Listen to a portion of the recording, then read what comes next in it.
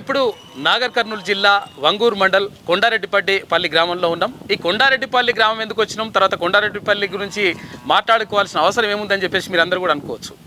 ఇది ఇప్పుడు రేవంత్ రెడ్డి అంటే ముఖ్యమంత్రిగా ప్రమాణ స్వీకారం చేయనున్నటువంటి రేవంత్ రెడ్డికి సంబంధించినటువంటి ఊరు ఇది. ఇక్కడే పుట్టి పెరిగిండు రేవంత్ రెడ్డి.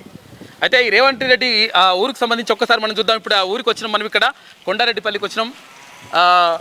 ఇగో ఇది ఆయన అంటే చిన్నప్పటి నుంచి తిరిగినటువంటి ఊరు. తర్వాత ఇక్కడ ఉన్నటువంటి మనుషులందరూ కూడా ఆయనతో అంటే ఉన్నటువంటి మనుషులు వీళ్ళందరూ కూడా ఒక్కసారి మనము ఈ ఊర్లో ఉన్నటువంటి పరిస్థితి ఏందో తెలుసుకుందాం. తర్వాత ఆయన రేవంత్ రెడ్డి ఎలా ఉండేవాడు, చిన్నప్పటి నుంచి ఎలా ఉండేవాడు, తర్వాత ఆయన పరిస్థితి ఏంది, ఎట్లా అంటే ఎదుర్కొంటూ వచ్చిండు, ఆ విషయాలు ఏదో ఈ ఊరు వాళ్ళని అడిగి తెలుసుకునేటువంటి ప్రయత్నం చేద్దాం. చెప్పండి అన్న, ఎట్లుంటుండే అంటే చిన్నప్పుడు ఎట్లుంటుండే రేవంత్ రెడ్డి? చిన్నప్పుడు ఇక్కడనే చదువుకుంటుండే మంచిగా అంతా.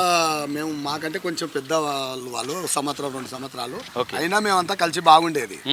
నీ పేరు ఏం పేరు? నా పేరు పిల్లి వెంకటయ్య యాదవ్, కొండారెడ్డిపల్లి మాది. అంతా ఇదంతా ఇటకెళ్ళి చిన్న ఉన్నాగా. ఏ క్లాస్ దాకా చదువుకుంటే ఇక్కడ?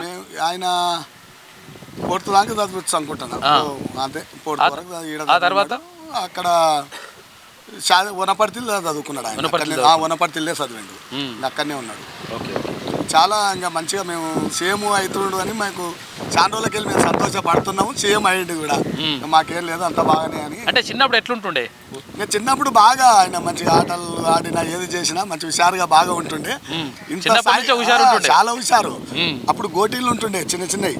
ఆయన ఇట్లా పోయి కొడితే ఆ గోటి చక్కగా పోయి తలిగేది, బరాబర్ కొట్టేది. కొట్టడం అంటే మంచిగా ఆయనకు అప్పుడు ఆటలాడేటప్పుడు కూడా ఆయన అంటే మాకు సంతోషం. మంచి పిల్లలంతా ఎంట పెట్టుకొని తిరిగేది మంచిగా. అప్పుడే లీడర్ లెక్క తిరిగేది మంచిగా. ఆయన ఏడ కూర్చుంటే ఆడ 10 మంది ఎంటుండేది. అంత పిల్లలు బాగుండేది మంచిగా. ఎంతమంది అన్నదమ్ములు? వాళ్ళు 7 మంది అన్నదమ్ములు. ఈయన ఎన్నో ఆయన రేవంత్ రెడ్డి? ఈయన 4వ ఆయన. ఈయన 4వ ఆయన. చాలా మంచిగా మా ఊరు అయితే చాలా మంచిగా సంతోషంగా మంచిగా అవుతుందని మేమంతా అనుకుంటున్నాం. మాకు ఆ రోడ్లు కానీ, మా ఊరికి సింగిల్ రోడ్ ఉండే, ఆయన పోర్చుతోనే మాకు ఈ డబల్ రోడ్ అయింది ఇప్పుడు. అంతేనా? ఇంకా ఈయన సీఎం అవుతుండంటే మా ఊరంతా బాగుపడుతుంది, మంచిగా అవుతుంది. మంచిగా అన్నీ మంచిగా పిల్లల చదువులు కానీ అన్నీ బాగా అవుతాయని మేమంతా బాగా సంతోషపడుతున్నాం.